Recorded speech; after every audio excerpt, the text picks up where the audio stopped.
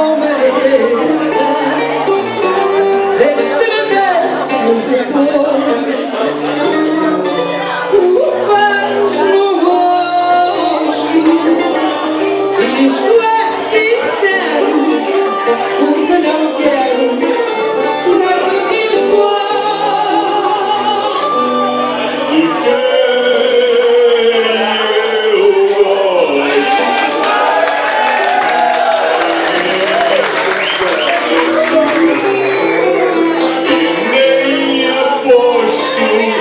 E não gosto de ninguém. E as mãos?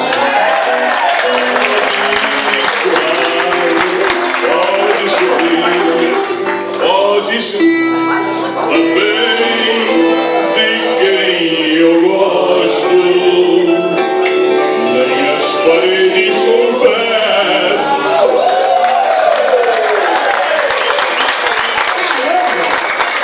Perdi o emprego. Eu vou ter que dar a resposta.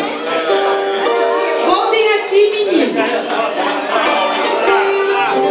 Quem sabe se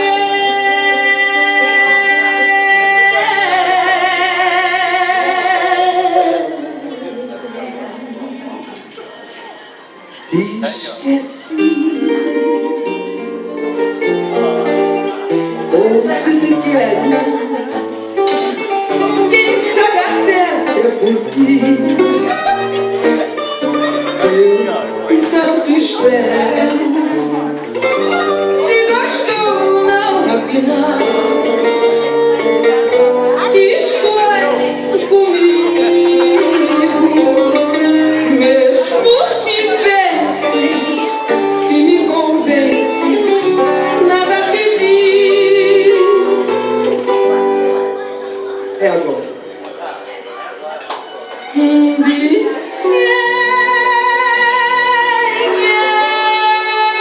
Eu gosto, nem as paredes confesso.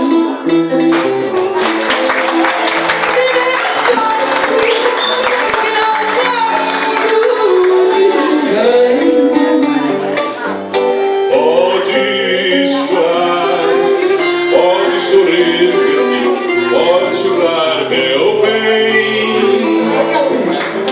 de quem eu gosto,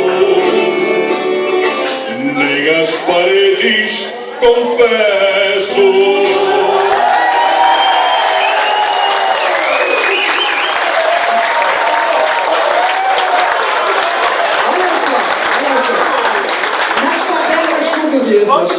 Quando estão a gostar, olha só, posso falar? Só um minutinho. Nas tabernas portuguesas, quando estão a gostar, estão a ver e a ouvir, lá um ou outro grita: "Ah, Fabrício!" Aqui no Brasil não. Aqui no Brasil, quando a gente gosta do que está vendo e ouvindo, a gente pergunta assim: "Quem gostou faz barulho!"